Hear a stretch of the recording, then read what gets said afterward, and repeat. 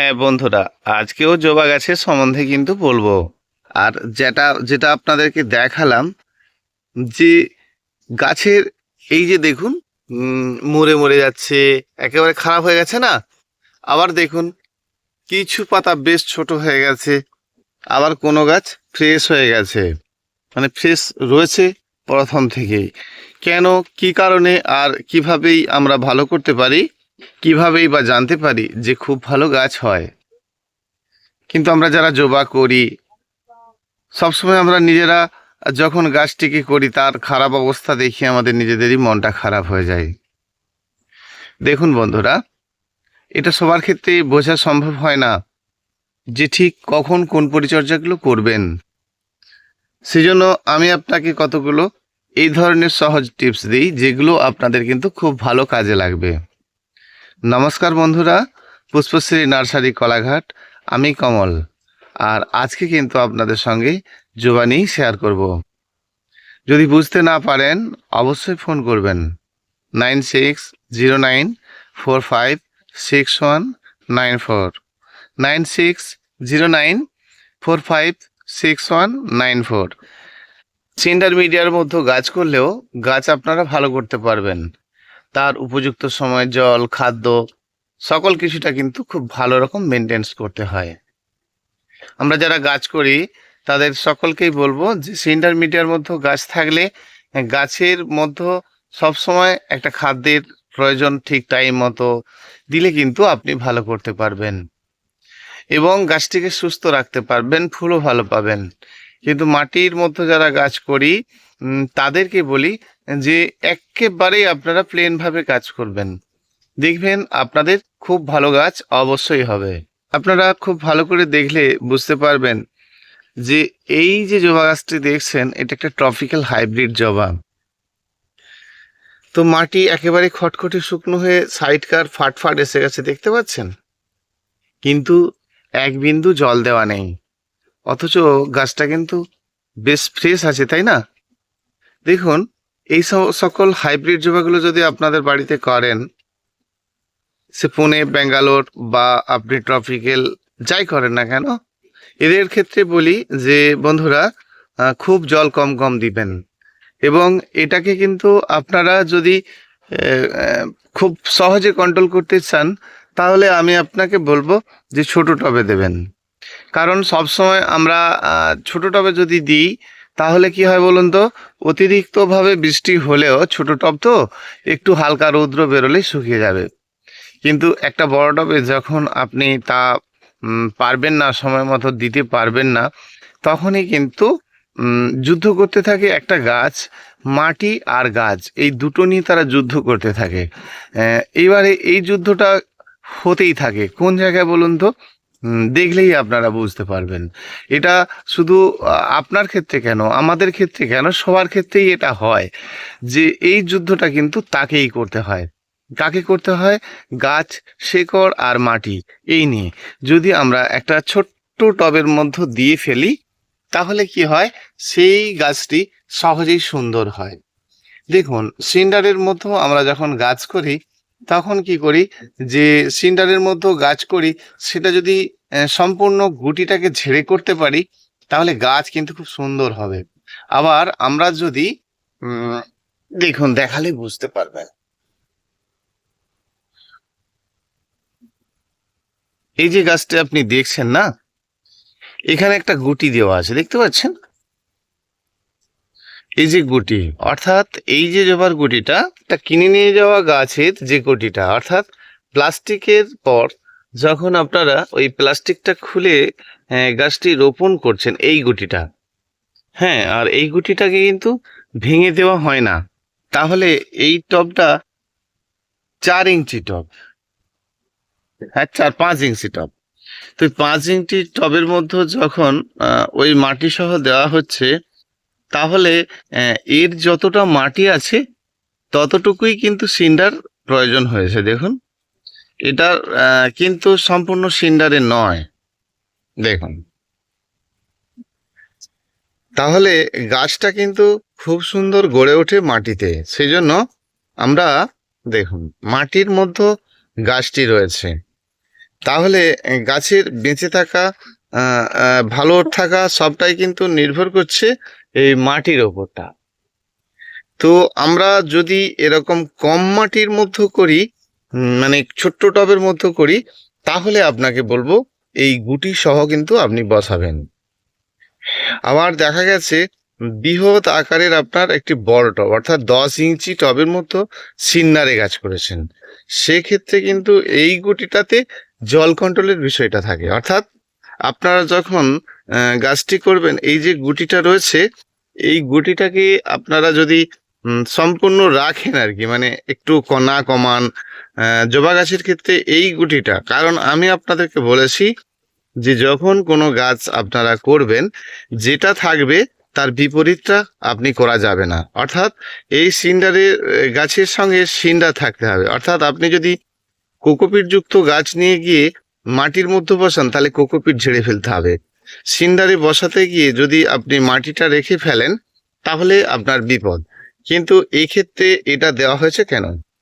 দেখুন, এটার ক্ষেত্রে দেওয়া হয়েছে তার কারণ একটাই, যে এরা দুজনে কিন্তু যুদ্ধ করছে। অর্থাৎ এটা ছোট টব বলে প্রযোজ্য, অর্থাৎ মাটি যতটা আছে কোকোপিট, সিন্ডারটা কিন্তু তার থেকেও কম আছে।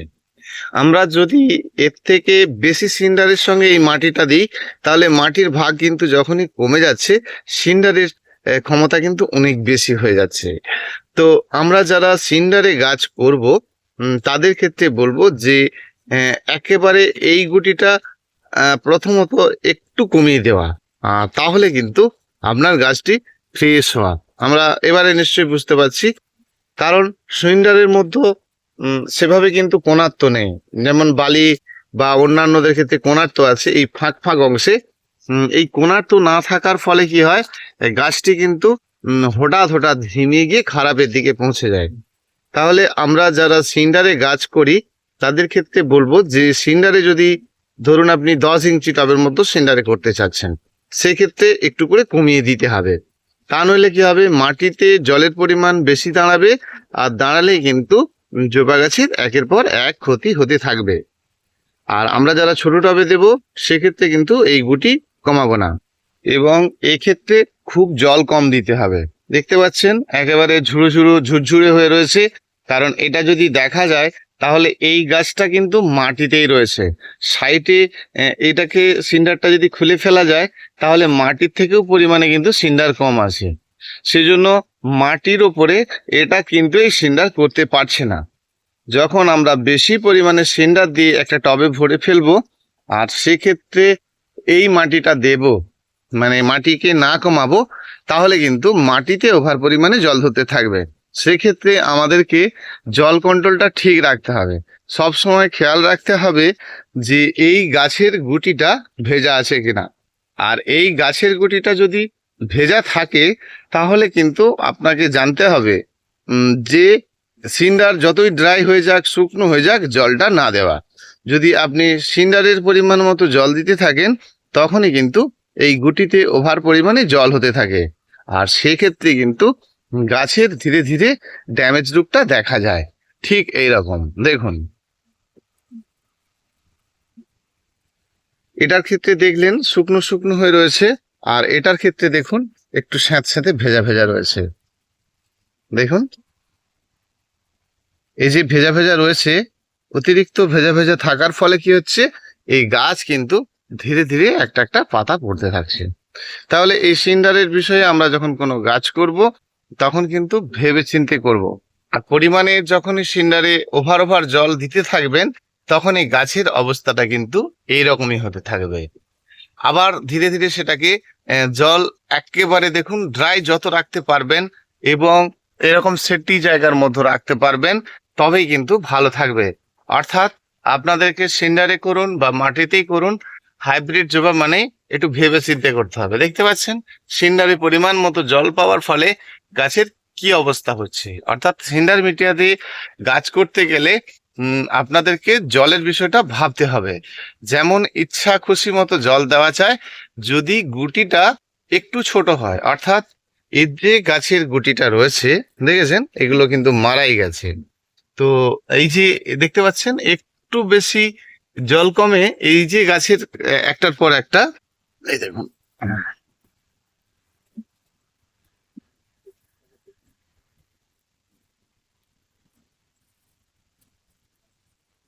এই শেকড় সকল কালো হয়ে পচে গিয়ে নষ্ট হয়ে গেছে আর খারাপ হয়ে গেছে। তো এই গাছটি কিন্তু মারা গেল।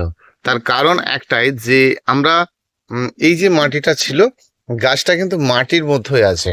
অর্থাৎ আমরা সিন্ডারটা দিয়েছি যাতে গাছের শেকড় ভালো হয়, আরো গাছে বৃদ্ধি করে। কিন্তু যখন বড় টবের মধ্যে থাকবে তখন কিন্তু আপনাদেরকে এই মাটিটা যে থাকবে, মাটিটা একটু কমিয়ে দিতে হবে।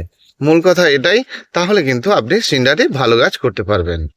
মাটিতে যখন পরিমাণ মতো জল খাদ্য আপনি দিতে থাকেন, আর তখনই কিন্তু দেখতে থাকেন যে গাছটা ভালো তো আছেই। দেখুন এই মাটিটা দেখছেন শুকনো আছে, আর এইটা কিন্তু ধীরে ধীরে শুকনো হচ্ছে। দেখুন এখনো পর্যন্ত কিন্তু মাটিটা ভেজা ভেজা রয়েছে।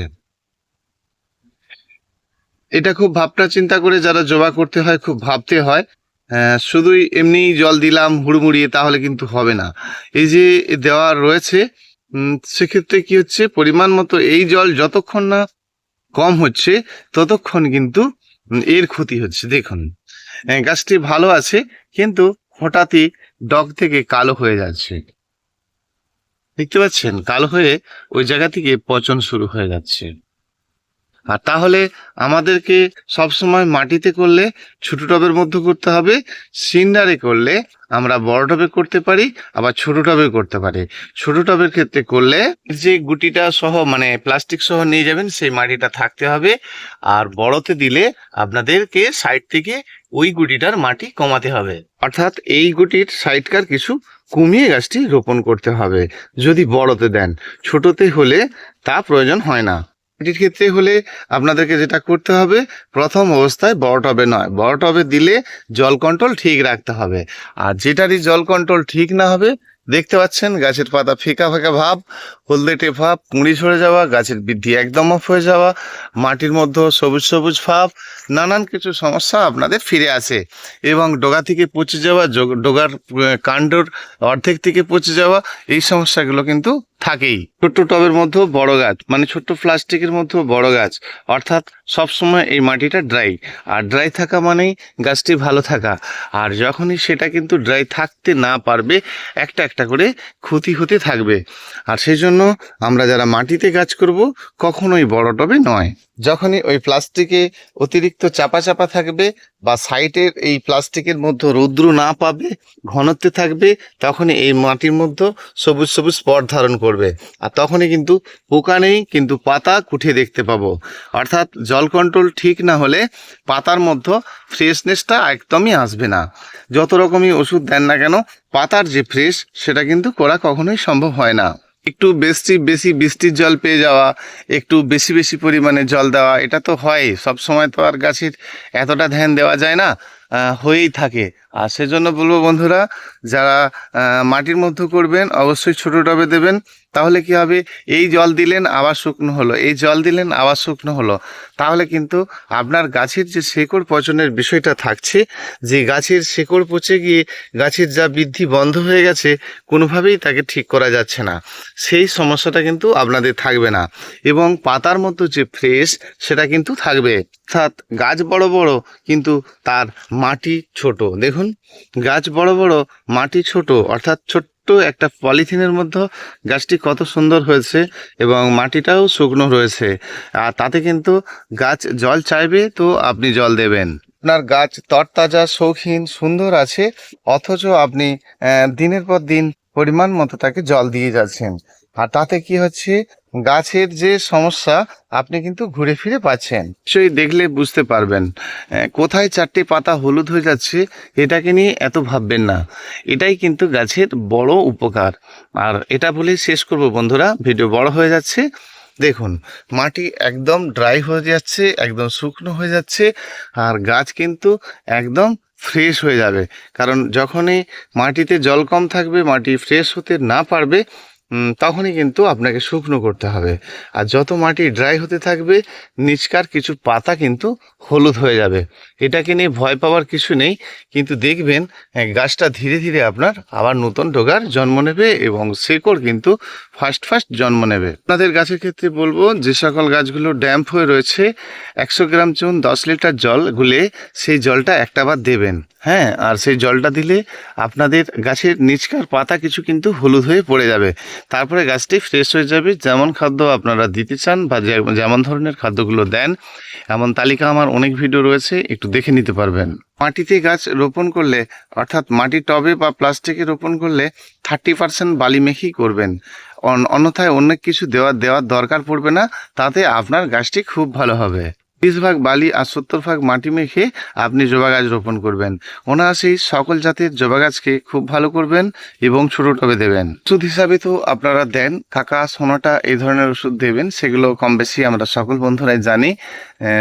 যে কোনো কীটনাশকের জন্য আমরা একটা ওষুধ দিই, সেটা সন্ধ্যের পর লিটারে 1 ml। কিন্তু আমরা যখন দেখি গোটা গাছ মাইট পোকায় ভরে গেছে, অর্থাৎ মিলিবাগে ভরে গেছে, সেক্ষেত্রে একতারা, সোনাটা, এই সকল ধরনের ওষুধগুলো দিই।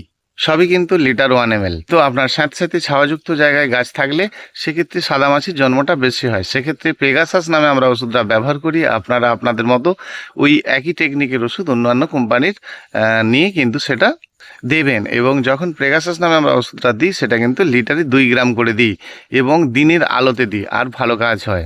সপ্তাহে 2 বার দেবেন, 7 দিনের শেষে একবার আর আগে একবার। দেখবেন আপনার এই সাদামাছির সমস্যাটাও থাকবে না। বন্ধুরা, আজ এই পর্যন্তই। ভীষণ ভালো থাকবেন আমার সকল বন্ধু।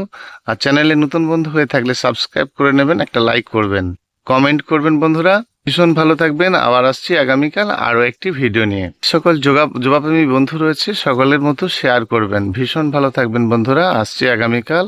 অসংখ্য অসংখ্য ধন্যবাদ আমার প্রতিটি বন্ধুকে। ধন্যবাদ।